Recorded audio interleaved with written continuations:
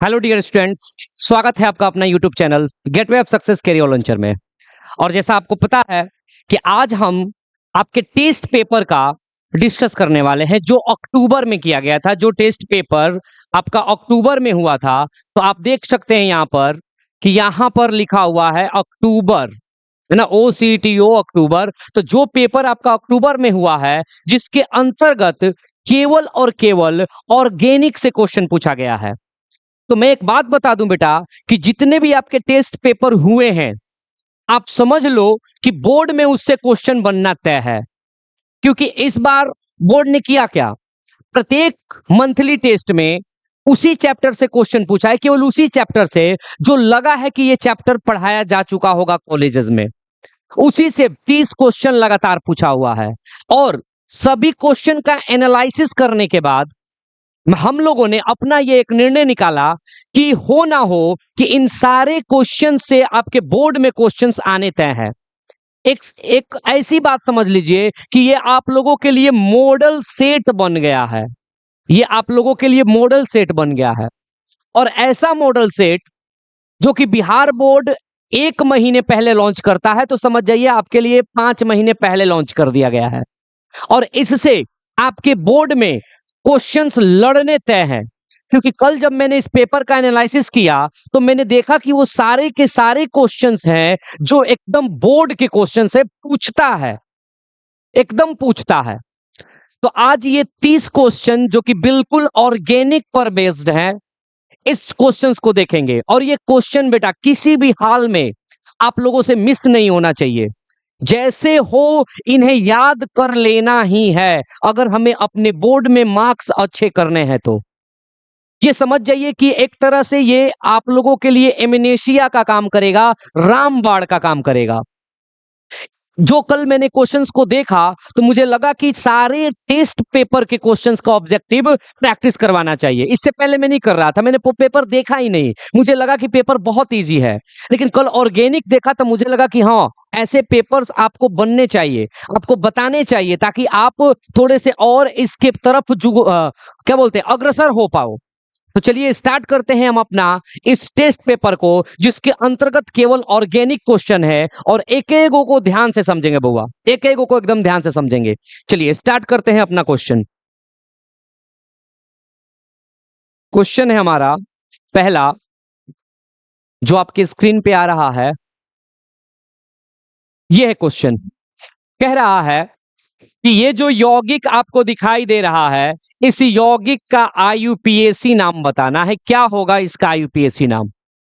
तो IUPAC आप लोगों ने पढ़ा भी होगा कि सबसे पहले हम कार्बन की लंबी श्रृंखला देखते हैं कि कार्बन की सबसे लंबी श्रृंखला कहाँ है, और उसके बाद उसके अंदर प्रतिस्थापी को देखा जाता है कि प्रतिस्थापी किस कार्बन से जुड़ा हुआ है, और फिर उस कार्बन का नाम रखते हुए, प्रतिस्थापी को रखते हुए पूरे कार्बन की श्रृंखला का नाम रखा जाता है। अगर मैं इसका ऑर्डर बता दूं आप लोगों को, चलिए सबसे पहले अगर मैं ऑर्डर बता दूं तो IUPAC नोमेनक्लेचर का जो ऑर्डर होता है वो होता है, सबसे पहले लिखा जाता है प्रतिस्थापी।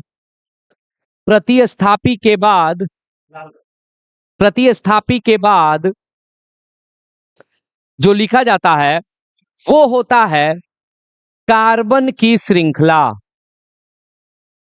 कार्बन की श्रृंखला, या फिर मैं कहूं संख्या का नाम, कार्बन की श्रृंखला या संख्या का नाम। और सबसे लास्ट में लिखा जाता है क्रियात्मक समूह का नाम, क्रियात्मक समूह का नाम। ये ऑर्डर होता है बउआ किसी भी IUPAC नोमेनक्लेचर का, कि सबसे पहले आपको क्या लिखनी होती है, प्रतिस्थापी लिखनी होती है, फिर उसके बाद कार्बन का जितना संख्या होता है उसका नाम लिखना होता है, और फिर उसको क्रियात्मक समूह।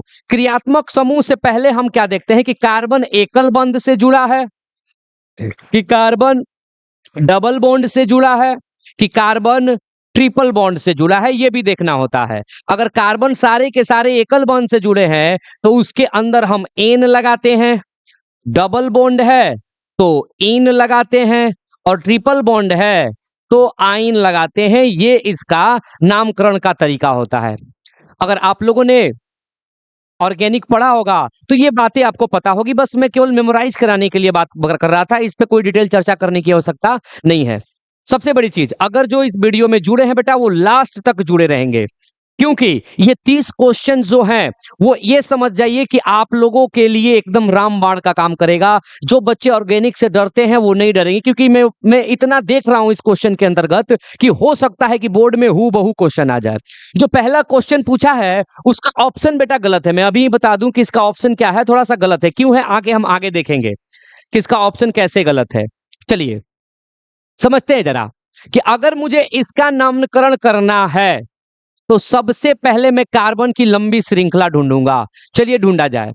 1 2 3 4, या मैं ऊपर की ओर जाऊंगा तब पर भी क्या मिलेगा, मुझे 4 ही मिलेगा। यानी मेरे पास कार्बन की लंबी श्रृंखला मिल गई 4 कार्बन की।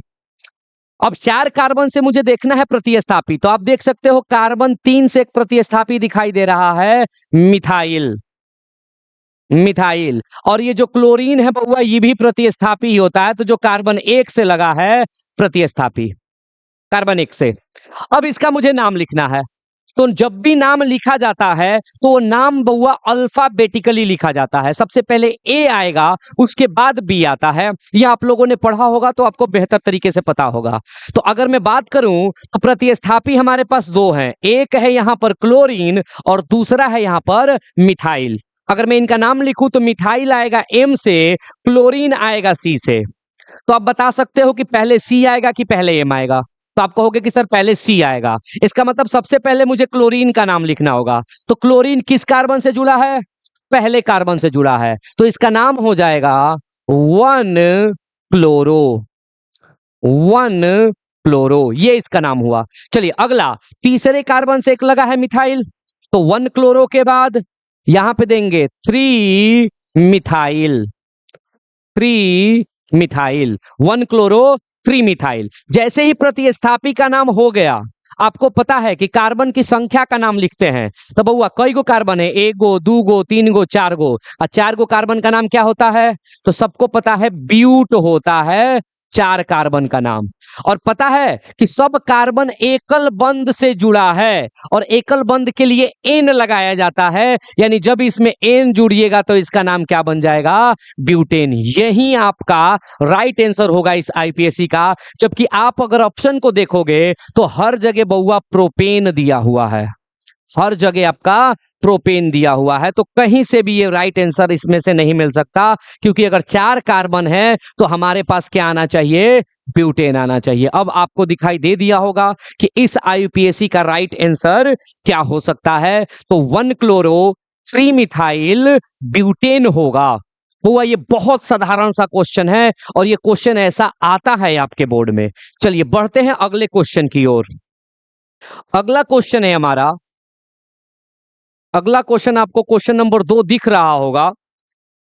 कह रहा है कि जेम डाई ब्रोमाइड है। सबसे पहले हमें जानना होगा जेमिनल, जेम, विसिनल, ये फैमिली होते हैं बेटा।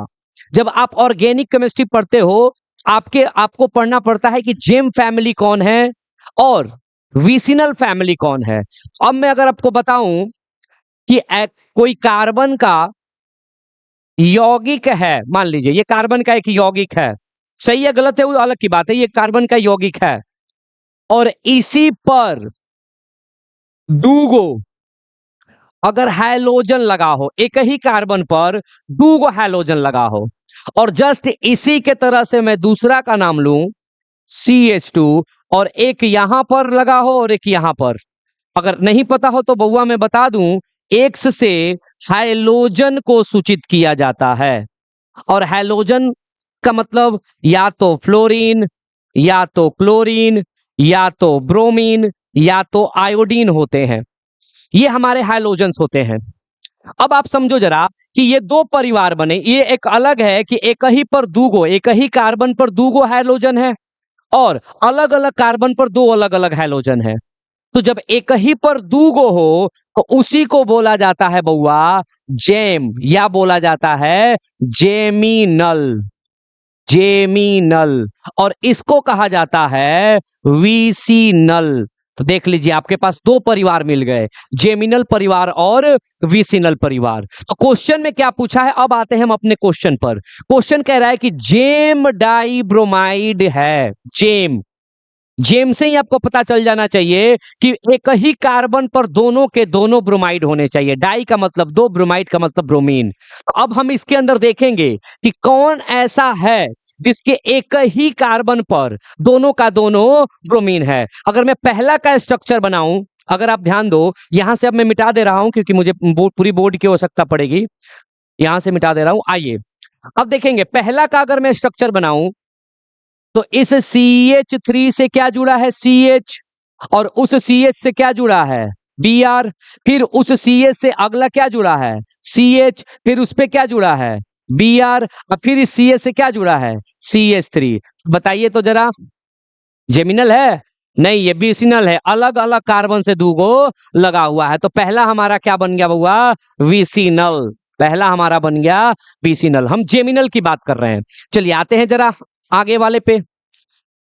देखिए इस वाले ऑप्शन में देखोगे तो बेटा एक ही ब्रोमीन है, ब्रोमीन की संख्या केवल एक है, तो इसे तो हम देखने का भी नहीं जरूरत करेंगे क्योंकि पहले ही बोल दिया है कितना होना चाहिए, डाई होना चाहिए। तो इस ऑप्शन को ऐसे ही एलिमिनेट कर देते हैं।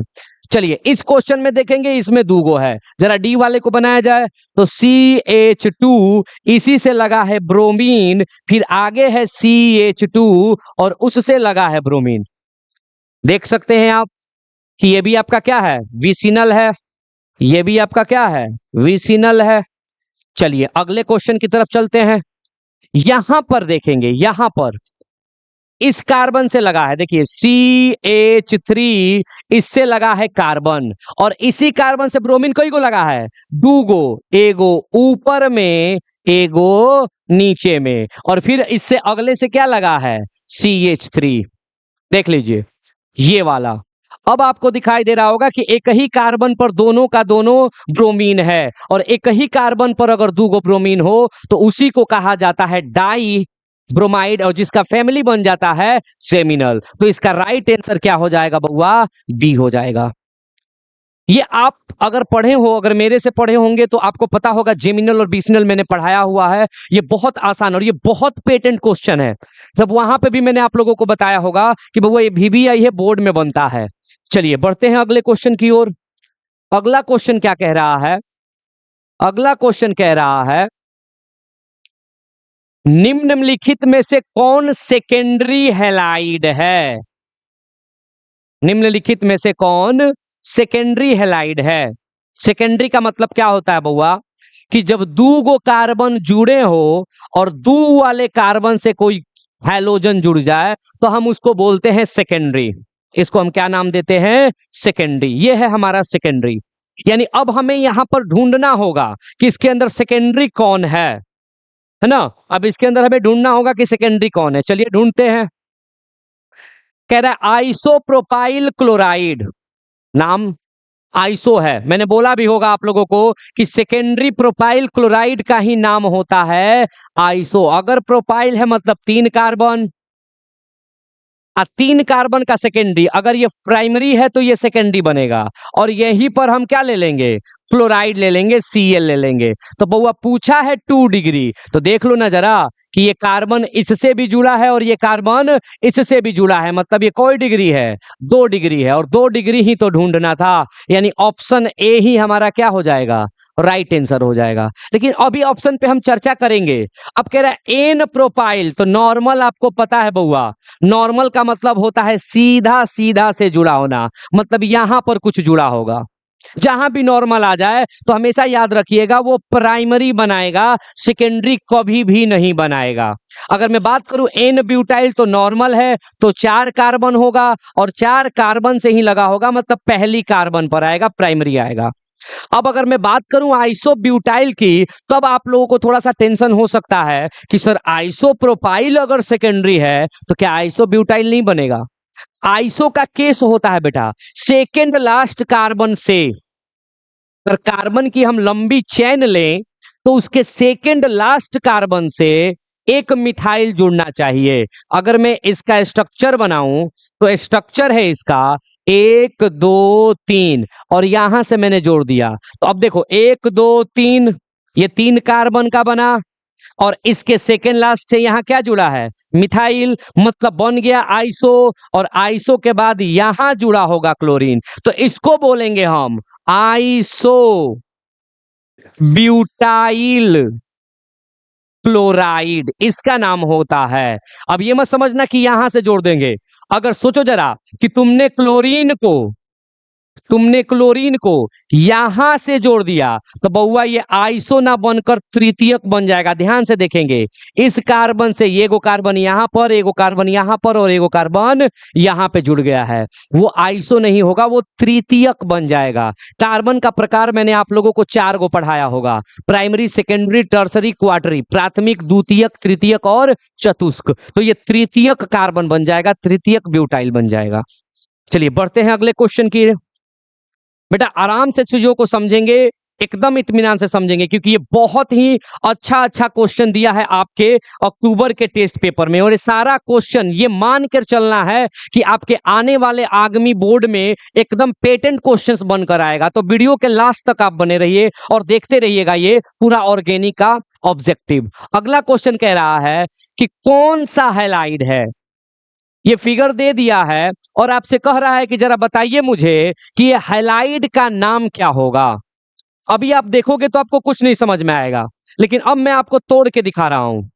ध्यान से देखेंगे तो ये जहां जहां आपको ये दिखाई दे रहा है, मैं बड़ा फिगर बना दे रहा हूं, मैं इसका जरा बड़ा फिगर बना के आपको समझा दे रहा हूं। ऐसे है और यहां से जुड़ा है क्लोरीन। तो देखिए ये भी कार्बन, ये भी कार्बन, ये भी कार्बन, ये भी कार्बन, ये सारे क्या है, कार्बन है। तो अब देखिए कार्बन कार्बन डबल बॉन्ड और कार्बन के बाद यहां कार्बन सिंगल बॉन्ड। मैं अब इसको तोड़ के बस इतना ही चीज को, इतना को ही तोड़ के दिखा रहा हूं।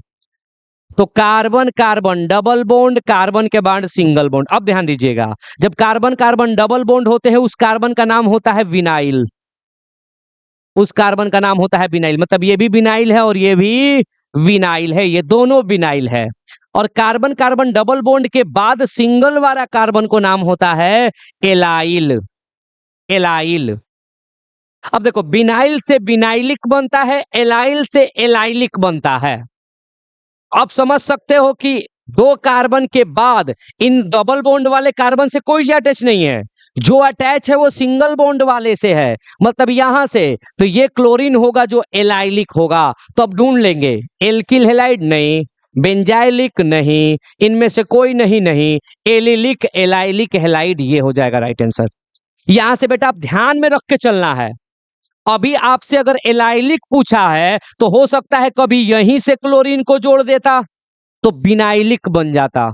ये आपको ध्यान में रख के चलना है कि एक क्वेश्चन के साथ एक क्वेश्चन गिफ्ट मिल रहा है, बाय 1 गेट 1 फ्री है बेटा। ये आप समझ के चलो कि एक क्वेश्चन आप बना रहे हो तो दूसरा क्वेश्चन मैं आपको मुफ्त में दे रहा हूं। इसलिए मैं कह रहा हूं कि ये 30 क्वेश्चन जो है ना वो समझिए कि इसमें से आना तय है। मान लीजिए कि एलाइलिक नहीं आया तो ऐसा थोड़ी ना है कि विनाइलिक नहीं आएगा, इसीलिए मैं विनाइलिक को भी आपके सामने रखता हुआ चल रहा हूं। चलिए बढ़ते हैं अगले क्वेश्चन की ओर। अगला क्वेश्चन है हमारा, चलिए अगला क्वेश्चन दिया हुआ है, इस अभिक्रिया का नाम पूछा है बेटा। इस अभिक्रिया को क्या कहेंगे, इस अभिक्रिया का नाम पूछा है। तो मैं एक चीज बता दूं, ये क्वेश्चन है हैलोएल्केन एंड हैलोएरीन का। और आप जब अभिक्रिया को देख रहे होंगे तो अभिक्रिया में उत्पाद बन रहा होगा फ्लोराइड, फ्लोराइड ये उत्पाद बन रहा है। और फ्लोराइड का एक ही केस आपने पढ़ा होगा, पूरा का पूरा ऑर्गेनिक छान मारिएगा, फ्लोराइड का एक ही केस पढ़ा होगा और वो होता है विनिमय, एक्सचेंज वाला, कि एक तुम लो तो दूसरा दो। तो देख लो यहां से क्लोरीन एक्सचेंज हुआ है किससे, फ्लोरीन से। देख लो क्लोरीन एक्सचेंज हुआ है फ्लोरीन से। और इस अभिक्रिया का एक ही नाम होता है स्वार्ट्स रिएक्शन, स्वार्ट्स रिएक्शन। ये नेमिंग है, अगर आपको पता होगा तो मैंने बहुत बार बोला होगा कि बउआ ये VVI क्वेश्चन है, इसे याद करके रखिएगा। श्वार्ट्ज अभिक्रिया ही होती है जो विनिमय पे होती है। एक हैलोजन निकलता है तो उसके बदले दूसरा हैलोजन जुड़ता है, ये होता है आपका श्वार्ट्ज अभिक्रिया। तो ये सिंपल सा नाम दिया था श्वार्ट्ज, आराम से आप कर सकते हो। फ्लोरीन का एक ही रिएक्शन पढ़ना है, श्वार्ट्ज। चलिए बढ़ते हैं अगला। अगला क्वेश्चन है, देखिए अगला क्वेश्चन भी बहुत बढ़िया है बेटा, ये ब्रोमीन के लिए है। इसके अंदर होता क्या है कि CCl4 की उपस्थिति में ये ब्रोमीन इन दोनों कार्बन से जुड़ता था, यानी डबल बॉन्ड जो यहां पे आपको दिखाई दे रहा है ये सिंगल बॉन्ड में तब्दील हो जाएगा। ध्यान से देखेंगे, CH2 डबल बॉन्ड गया सिंगल में CH2, और एगो ब्रोमीन यहां पर और एगो ब्रोमीन यहां पर, दो ब्रोमीन यहां पर ऐड होते हैं, दो ब्रोमीन ऐड होते हैं। तब आप देख सकते हो कि इसका आंसर, एक ब्रोमीन यहां पर है एक ब्रोमीन यहां पर है, सिंगल बॉन्ड है, राइट आंसर हो जाएगा। इतना आसान है। ये क्वेश्चन को भी मैंने बताया था कि इसे याद करिएगा, ये क्वेश्चन बहुत बार पूछा है बेटा, इसीलिए नहीं बोल रहा हूं, ये बोर्ड का क्वेश्चन है, ये बोर्ड का क्वेश्चन है। इसीलिए तो मैं कह रहा हूं ना कि जितने भी टेस्ट पेपर कराएंगे, मैं जो भी मैं कराऊंगा वो सारे के सारे टेस्ट पेपर आपके बोर्ड से होंगे, उससे आएगा, ये मान कर चलिए आप। ये मत मानिए कि इससे नहीं आएगा, आएगा, क्योंकि ऐसा क्वेश्चन ही दे रहा है ना कि इससे पहले कभी हमारे बिहार बोर्ड ने क्वेश्चन ही नहीं कराया था। तब हम लोगों को अपना अपना कुछ काम करना पड़ता था। लेकिन ये क्वेश्चन देखने के बाद मुझे लग रहा है कि अगर आप सारे टेस्ट पेपर को कलेक्ट कर लो और उसको रिवीजन पे डाल लो तो आपका तो ऐसे ही बेड़ा पार हो जाएगा। तो इसको आप इजी में ना ले, ये बहुत पेटेंट क्वेश्चंस है बोर्ड का, बहुत बार देखने को मिलेगा आपको। चलिए बढ़ते हैं अगले क्वेश्चन की ओर, देखते हैं, समझते हैं। अगला क्वेश्चन कह रहा है कि निम्नलिखित में से किसका द्विध्रुव आघूर्ण, द्विध्रुव आघूर्ण क्या होता है मैं समझा दूं, आवेश का बंटवारा, आवेश का बंटवारा, जितना ज्यादा आवेश का बंटवारा होगा उतना ही उसके अंदर द्विध्रुव आघूर्ण होगा। मतलब अगर इलेक्ट्रॉन पूरी तरीके से त्याग कर दिया जाए तो उस पर प्लस आएगा, उस परमाणु पर, और जो ग्रहण कर लेगा उस पर क्या आएगा, माइनस। तो आवेश एकदम पूरी तरीके से प्लस और पूरी तरीके से माइनस, मतलब वो बहुत बढ़िया द्विध्रुव आघूर्ण शो करेगा। इसका मतलब ये है कि जिससे जितना अधिक विद्युत ऋणात्मक होगा वो दूसरे के इलेक्ट्रॉन को अपनी ओर उतना आकर्षित कर लेगा, तो चार्ज का बंटवारा उतना ही बेहतर होगा। बस इसी चीज को समझना है। चलिए आइए देखते हैं इस क्वेश्चन को।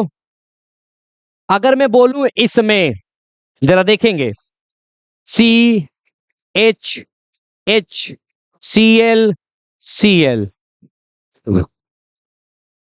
इसके अंदर बहुआ इस इलेक्ट्रॉन को क्लोरीन इधर खींच रहा है और इस इलेक्ट्रॉन को क्लोरीन इधर खींच रहा है। मतलब मैं मान लो कार्बन हूं, मेरे बाजू के क्लोरीन है, एगो हेने खींच रहा है, एगो हेने खींच रहा है, और दोनों क्लोरीन एक ताकतवर वाला, क्या खींच पाएगा? मैं बिल्कुल ऐसा का ऐसा ही रह जाऊंगा।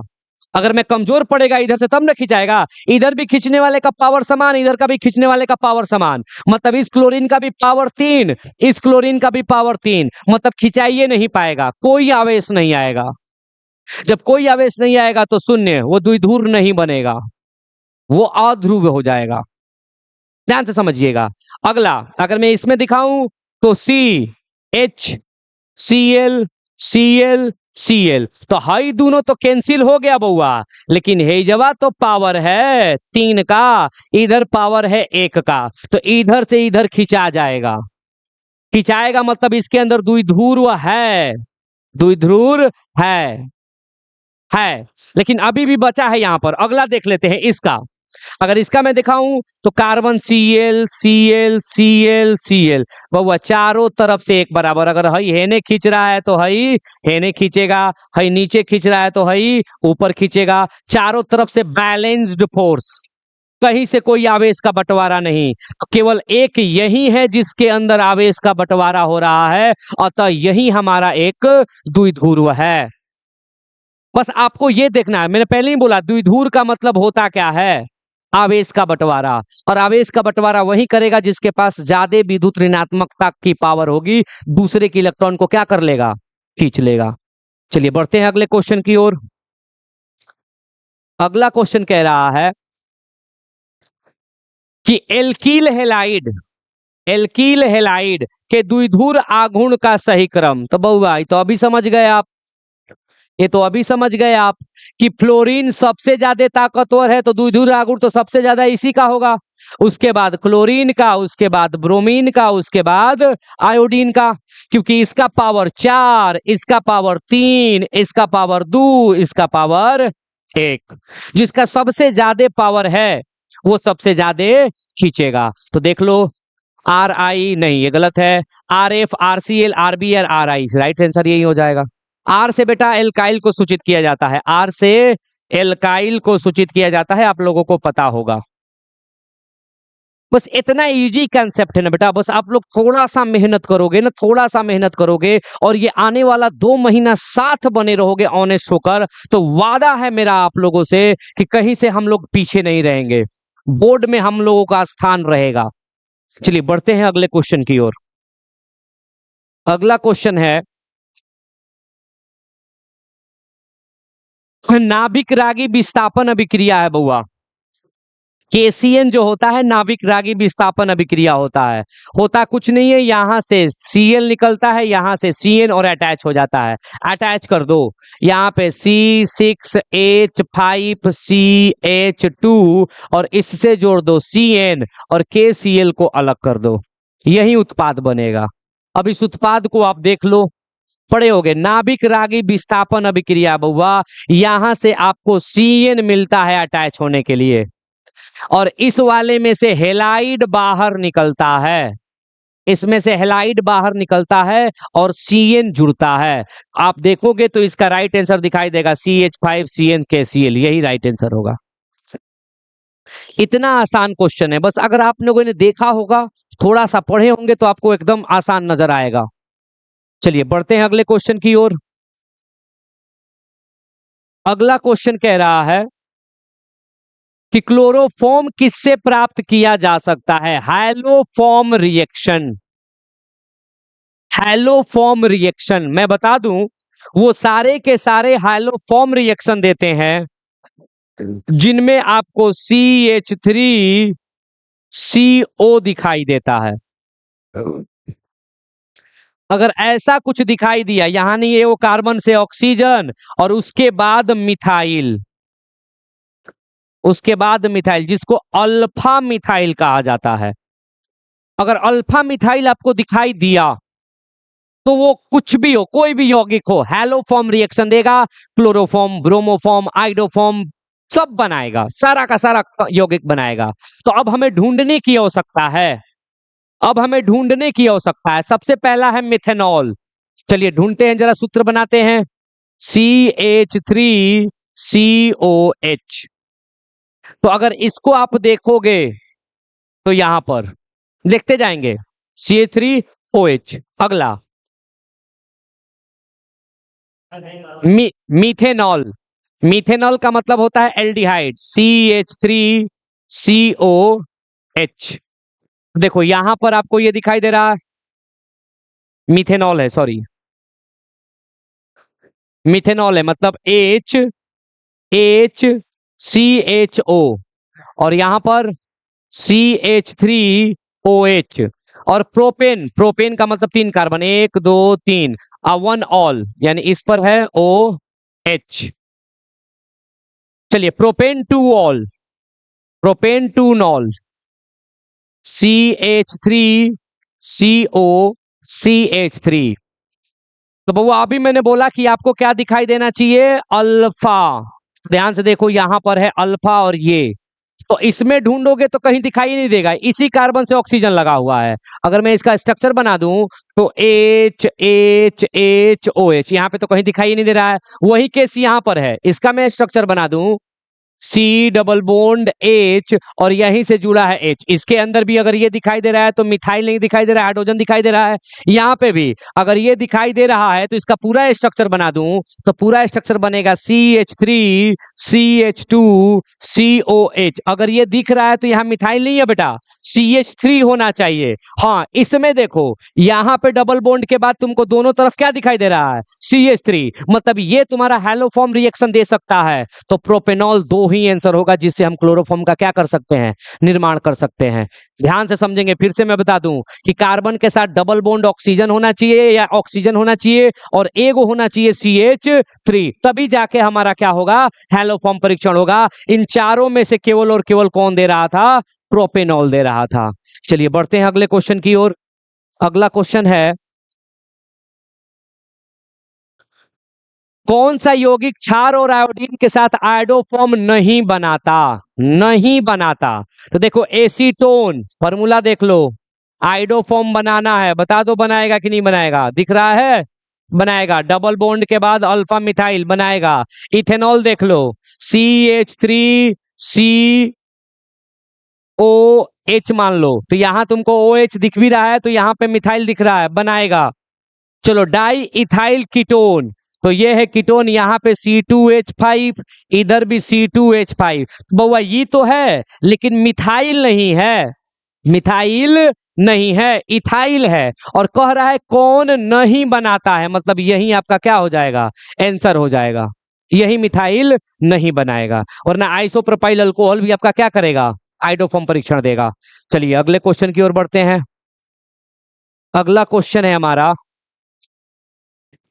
देखिए ये जो क्वेश्चन दिया है ना बउआ, इस क्वेश्चन में ये बेंजीन है, बेंजीन के ऊपर डाइजोनियम लगा है और यहां से BF4 लगा है, मतलब फ्लोरीन बनाने का उद्योग विधि, फ्लोरीन वाला उद्योग विधि है जिसका नाम होता है बाल्ज सिचमिन।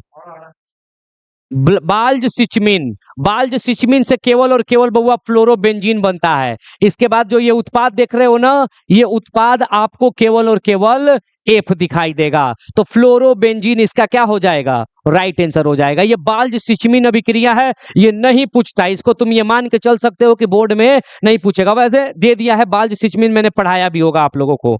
चलिए अगला क्वेश्चन है हमारा, यहां से दो एल्काइल हैलाइड को सोडियम के साथ शुष्क ईथर की उपस्थिति में ऊर्ज अभिक्रिया, डबल एल्काइल, 2 कार्बन का एल्काइल बनता है, देख लो कहां पर है, यहां पर है ऊर्ज अभिक्रिया। ये तो इतना बार याद भी कराया होगा मैं, तो ये याद रखिएगा, ऊर्ज अभिक्रिया में एल्काइल हैलाइड सोडियम के साथ अभिक्रिया करके डबल कार्बन का, जितना कार्बन का एल्काइल हैलाइड रहेगा उसके दुगने कार्बन का एल्केन प्राप्त होता है। अगला क्वेश्चन है हमारा, वही है बउआ, अगला क्वेश्चन भी वही है, शुष्क ईथर है, सोडियम है, लेकिन यहाँ पे बेंजीन का है और बेंजीन को बोलते हैं फिटिंग, बेंजीन का नाम क्या हो जाता है, फिटिंग, और एल्काइल हैलाइड में नाम हो जाता है ऊर्ज, तो ये फिटिंग है ना, तो इसका नाम हो जाता है फिटिंग अभिक्रिया। अगला क्वेश्चन, अब देखिए यहां से दिया हुआ है, इसमें से CH3 बउआ जुड़ेगा, ये वाले से क्या जुड़ेगा, इसके अंदर CH3 जुड़ेगा, और CH3 दो ही पोजीशन पे जुड़ता है, आप लोगों ने पढ़ा होगा, एक ऑर्थो पोजीशन पर और दूसरा पारा पोजीशन पर, तो यानी एक बार CH3 यहां जुड़ेगा और एक बार CH3 यहां जुड़ेगा, तो कहता है कि ऑर्थो वाला होगा कि पारा वाला होगा। तो मैंने बहुत बार आप लोगों को बताया होगा, मैंने बहुत बार आप लोगों को बताया होगा कि हमेशा पारा वाला क्या होता है, मेजर प्रोडक्ट होता है। तो देख लीजिए पारा, C इसका क्या हो जाएगा, राइट आंसर हो जाएगा, ऑर्थो नहीं होगा, मेटा नहीं होगा, पारा हमेशा क्या होता है, मेजर प्रोडक्ट होता है। ये क्वेश्चन को मैंने आप लोगों से करवाया होगा। अगला क्वेश्चन है हमारा, अब देखेंगे यहां पर एल्काइल हैलाइड का सोडियम के साथ अभिक्रिया, ऊर्ज अभिक्रिया, और बेंजीन के साथ सोडियम की अभिक्रिया, फिटिंग अभिक्रिया, और दोनों को एक साथ, तो एक साथ नाम लिख दो, ऊर्ज फिटिंग अभिक्रिया, ऊर्ज फिटिंग अभिक्रिया। अभी हमने देखा एल्काइल हैलाइड वाले का ऊर्ज नाम था, बेंजीन वाले का फिटिंग नाम था, और दोनों साथ में आ गए, मतलब ऊर्ज फिटिंग अभिक्रिया, ऊर्ज फिटिंग अभिक्रिया है बेटा, बहुत ये भी इंपॉर्टेंट क्वेश्चन है, ऊर्ज फिटिंग अभिक्रिया। अगला है कहता है एसीटोन आयोडीन के साथ सोडियम हाइड्रोक्साइड की उपस्थिति में अभिक्रिया करके बनाता है, क्लास 11th का क्वेश्चन है बेटा, क्लोरोफॉर्म आइडोफॉर्म बनाता है। साथ साथ में ये भी बनता है लेकिन ये माइनर होता है, ये माइनर होता है, बनने को ये भी बनता है लेकिन ये माइनर होता है, ये ज्यादा। CH3 हमारा क्या हो जाएगा, राइट आंसर हो जाएगा, आइडोफॉर्म बनता है, राइट आंसर 11th का है ये। अब ये रिएक्शन ही आपको याद रखनी पड़ेगी, इसके अंदर कोई दूसरा चीज नहीं है, ये रिएक्शन आपको याद रखना पड़ेगा। हाँ, यहाँ पे कंसेप्ट होगा, वहां पे मैं आप लोगों को बताऊंगा। देखिए अगला क्वेश्चन में कंसेप्ट है, कंसेप्ट है तो समझते हैं जरा। कहता है E2 का मतलब होता है एलिमिनेशन, एलिमिनेशन रिएक्शन, एलिमिनेशन का मतलब होता है विलोपन, विलोपन का मतलब निकल जाना, दुइये को पढ़ना होता है, एक सब्स्टिट्यूशन और दूसरा एलिमिनेशन। तो एलिमिनेशन का मतलब कि दो निकलेगा और निकलने के बाद वहां पे डबल बॉन्ड बनेगा, दो निकलेगा, निकलने के बाद डबल बॉन्ड बनेगा। तो अब ध्यान रखेंगे, अगर जिस कार्बन से हेलाइड निकलेगा उसके बगल वाले कार्बन पर हाइड्रोजन का होना मस्ट है, तबे तो हाइड्रोजन और हेलाइड निकल के क्या बनाएंगे, डबल बॉन्ड बनाएंगे। जैसे एक एग्जांपल से समझ लेते हैं, CH2X CH2H, तो जब ये दोनों निकलेंगे तबे ना यहां डबल बॉन्ड बनेगा, और इसी को बोलते हैं एलिमिनेशन। जब भी एलिमिनेशन होगा डबल बॉन्ड बनेगा, द्वितीयक बंध बनेगा। चलिए आइए समझते हैं किसके अंदर एलिमिनेशन पॉसिबल है। यहां पे रखते हैं कार्बन, तो कार्बन से ब्रोमीन जुड़ गया, यहां पे कार्बन। हाँ, क्या इस कार्बन के पास हाइड्रोजन है, बिल्कुल हाइड्रोजन है, बिल्कुल हाइड्रोजन है। तो यहां से ब्रोमीन हटेगा, यहां से हाइड्रोजन हटेगा, इन दोनों के बीच में क्या बनेगा, डबल बॉन्ड, मतलब ये एलिमिनेशन दिखा सकता है। अगला चलते हैं, ये है कार्बन और ये है कार्बन, यहां भी हाइड्रोजन है, तो यहां से भी हटेगा, यहां से भी हटेगा, यहां भी डबल बॉन्ड बन सकता है। पूछ रहा है कि भाग नहीं लेगा, तो ये दोनों तो भाग ले सकते हैं ना जी। आइए तीसरे में देखते हैं, यहां पर है कार्बन और यहां पर है कार्बन। बेटा यहां पे अब कोई हाइड्रोजन नहीं होगा, क्योंकि 1 2 3 4 इस कार्बन का चारों बॉन्ड है, तो यहां से ब्रोमीन तो हट सकता है, लेकिन इस कार्बन से कहां कुछ हटा पाइएगा, तो कुछ हटाइए नहीं पाइएगा, क्योंकि यहां पे हाइड्रोजन होना चाहिए, और हाइड्रोजन रखिएगा तो टोटल 5 गो बॉन्ड हो जाएगा, मतलब यहां पर हाइड्रोजन है ये नहीं है, मतलब ये एलिमिनेशन नहीं दिखाएगा, तो राइट आंसर क्या हो जाएगा, सी हो जाएगा। ये समझना था बउआ, एलिमिनेशन के लिए कार्बन के बगल वाले कार्बन पर हाइड्रोजन होना चाहिए, कार्बन के बगल वाले कार्बन पर हाइड्रोजन होना चाहिए, यहां पे नहीं था, राइट आंसर हो जाएगा। चलिए अगले क्वेश्चन की ओर बढ़ते हैं। कहां चला गया जी,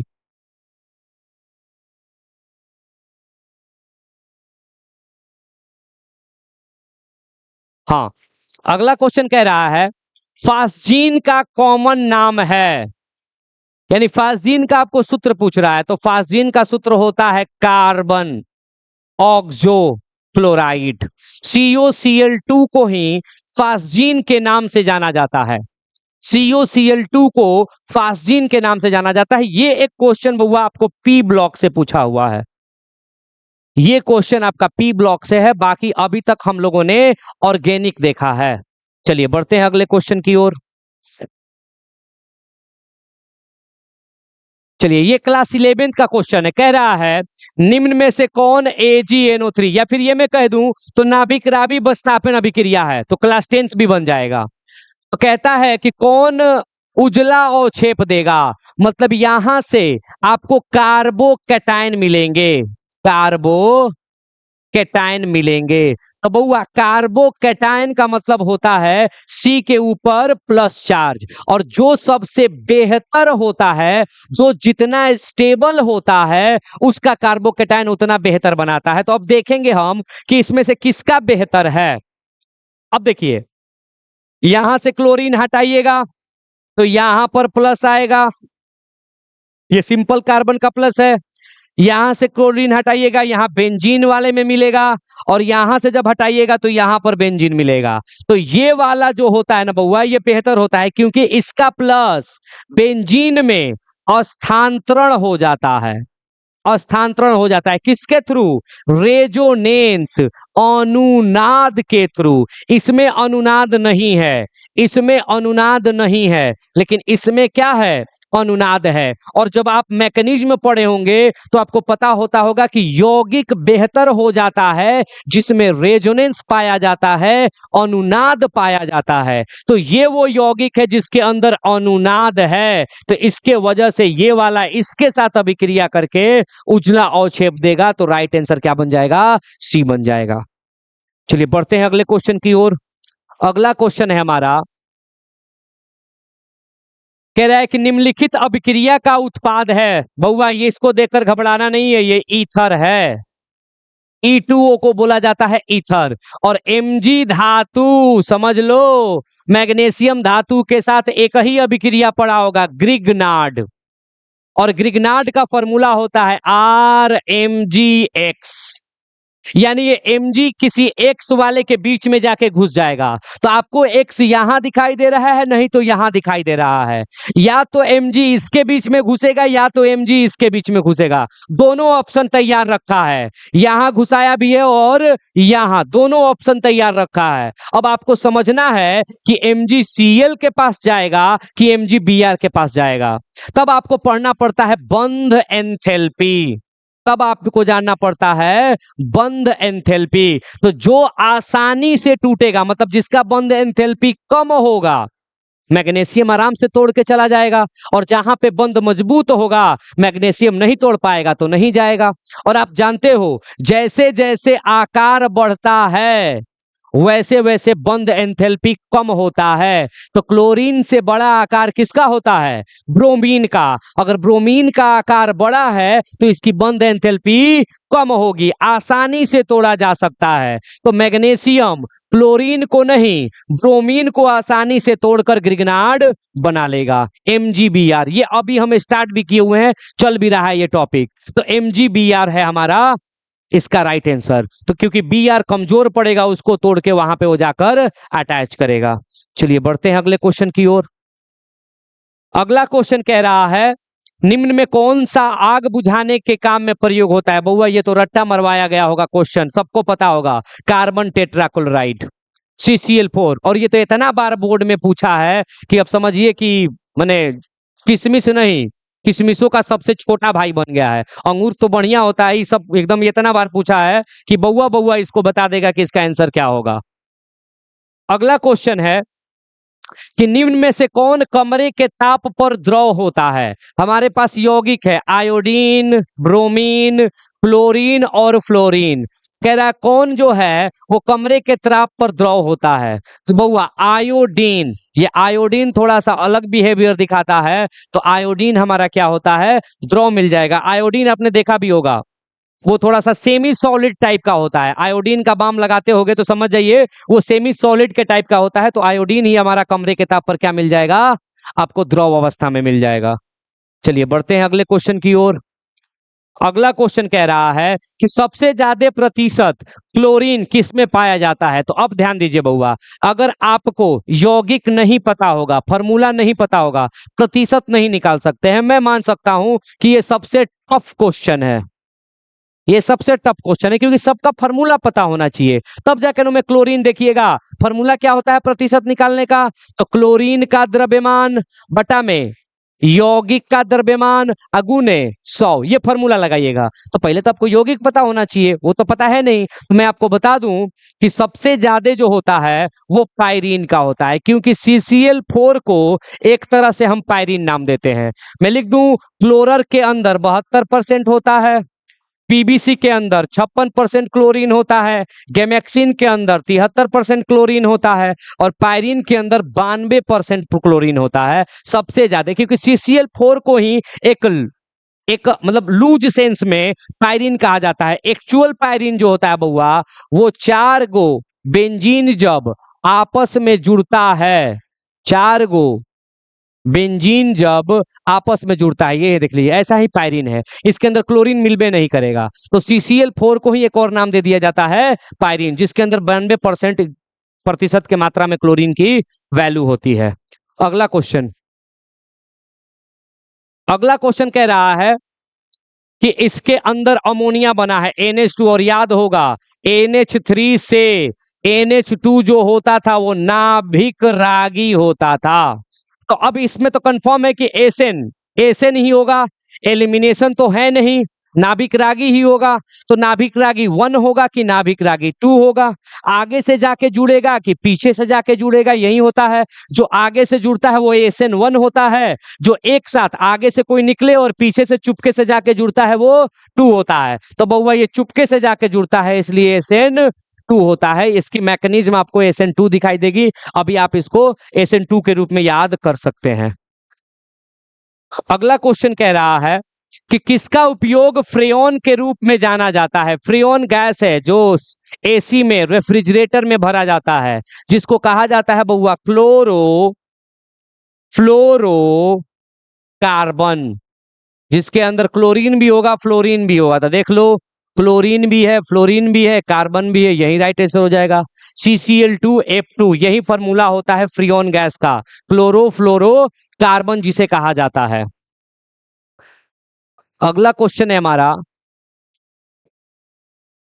क्लोरोबेंजीन का व्यावसायिक तौर पर तैयार किया जाता है रास्टिंग विधि, बताया भी होगा। रास्टिंग विधि होता है जिससे क्लोरीन को बड़े पैमाने पर तैयार किया जाता है। उसी में मैंने पढ़ाया होगा, अगर जो मेरे बच्चे होंगे तो उनको बताया था कि बाल्ज सिचमिन, जिसके अंदर मैंने फ्लोरीन, पीछे का क्वेश्चन बताया था आप लोगों को कि फ्लोरीन मिलता है, बाल्ज सिचमिन रिएक्शन होता है, ये है हमारा रास्टिंग प्रोसेस। अगला क्वेश्चन है, ये भी है हैलोजिनेशन। या हाइड्रोजिनेशन, क्लोरीन तब तक जुड़ेगा जब तक पूरा का पूरा हाइड्रोजन निकल ना जाए। मतलब ये अगर बेंजीन है और बेंजीन से यहां पर 6 गो हाइड्रोजन लगा है, तो इस 6 हाइड्रोजन को हटाकर इन सब पर क्या जुड़ जाएगा? क्लोरीन जुड़ जाएगा, जिसका नाम हो जाएगा बेंजीन हेक्साक्लोराइड। इसका उत्पाद होगा ये बेंजीन हेक्साक्लोराइड। तो देखो, बेंजीन का सूत्र क्या होता है? C6H6, और उसके बाद क्लोरीन कई को जुड़ गया? 6 गो। यही सूत्र होता है बेंजीन हेक्साक्लोराइड का। ये है हमारा बेंजीन और ये है हमारा हेक्साक्लोराइड। तो देख लेंगे कहां पर है, ये तो बनेगा ही नहीं, C6H6 यही हमारा राइट आंसर हो जाएगा। C6H6Cl6 यही हमारा राइट आंसर हो जाएगा। चलिए अगला क्वेश्चन है हमारा, निम्न में से कौन चेतना शून्य का मतलब एनेस्थेटिक, जिससे आप बेहोश हो जाइएगा? तो पता है, नाक सुंघा के पहले चोरी किया जाता था। पुराने फिल्मों में गुंडा हीरोइन को किडनैप करने के लिए इस्तेमाल करता था, जिसको कहा जाता था क्लोरोफॉर्म, जिसका नाम क्या होता था? क्लोरोफॉर्म, जिसका फॉर्मूला होता है CHCl3। तो अब देख लीजिए क्लोरोफॉर्म का फॉर्मूला कहां पर है? CHCl3 क्लोरोफॉर्म यही है, जिससे चेतना शून्य हो जाती है, आप बेहोश हो जाइएगा और आपको किडनैप कर लिया जाएगा। चलिए बढ़ते हैं अगले क्वेश्चन, और हमारे टॉपिक का आखिरी क्वेश्चन, है बुआ, इसका IUPAC नाम। अगर इसका IUPAC नाम लोगे बउआ तो देख लो, एगो कार्बन है, एगो कार्बन से तुम्हें लगा है क्लोरीन और एक ही कार्बन से लगा है तुम्हें बेंजीन, और बेंजीन का प्रतिस्थापी होता है फिनाइल। अगर मैं इसका नाम लिखूं तो एक क्लोरो एक फिनाइल मीथेन यही इसका नाम होगा। एक क्लोरो एक फिनाइल मीथेन। अब देख लेंगे, देखो बउआ, क्लोरोफेनिल मीथेन यही तो है। एक क्लोरो एक फिनाइल मीथेन, एक को एलिमिनेट कर दिया है और क्या लिखा है? क्लोरोफेनिल मीथेन। यही हमारा क्या हो जाएगा? राइट आंसर हो जाएगा क्लोरोफेनिल मीथेन। एक कार्बन का ही श्रृंखला था, एक से प्रतिस्थापी Cl लगा है और एक ही से प्रतिस्थापी बेंजीन लगा है। बेंजीन को प्रतिस्थापी में फिनाइल बोलते हैं, फेनिल बोलते हैं, और क्लोरीन को क्लोरो बोलते ही हैं। तो क्लोरोफेनिल मीथेन यही है हमारा राइट आंसर। बहुत अच्छा क्वेश्चन दिया था बउआ। इस 30 क्वेश्चन को हम लोगों ने ओवरऑल करके देख लिया, और ये सारे क्वेश्चन आप ये मान कर चलिएगा कि आपके बोर्ड में आने वाले हैं। ये बहुत अच्छा है। आप लोगों को बशर्ते लगा होगा जब टेस्ट दिए होंगे कि कहाँ से क्वेश्चन आ गया है, लेकिन सारे क्वेश्चंस आपके नोट्स बुक्स आपके बुक्स से हैं, तो ये उम्मीद है कि इससे हमारा बोर्ड में क्वेश्चन बनेगा। इसके बाद का जो हमारे पास अगला ये लघु उत्तरीय क्वेश्चन है, इसको मैं आप लोगों को अगले वीडियो में दूंगा और इसके अंदर सारा का सारा एक एक करके पॉइंट लिख कर दूंगा जिससे आपको आसानी हो जाए। तो ये पहला टेस्ट था हमारा, पहला टेस्ट पेपर। तो इसके अंदर हम लोग टोटल 5-6 टेस्ट पेपर करेंगे। जितने भी अभी तक टेस्ट पेपर हुए हैं सभी का हम लोग ऑब्जेक्टिव और सब्जेक्टिव प्रैक्टिस करेंगे यहाँ पर। तो आप इस चैनल पे बिल्कुल बने रहेंगे तो आने वाले समय में हमारा बोर्ड बेहतर होगा। तो चलिए मिलते हैं फिर नेक्स्ट वीडियो में, तब तक के लिए हैव अ नाइस डे।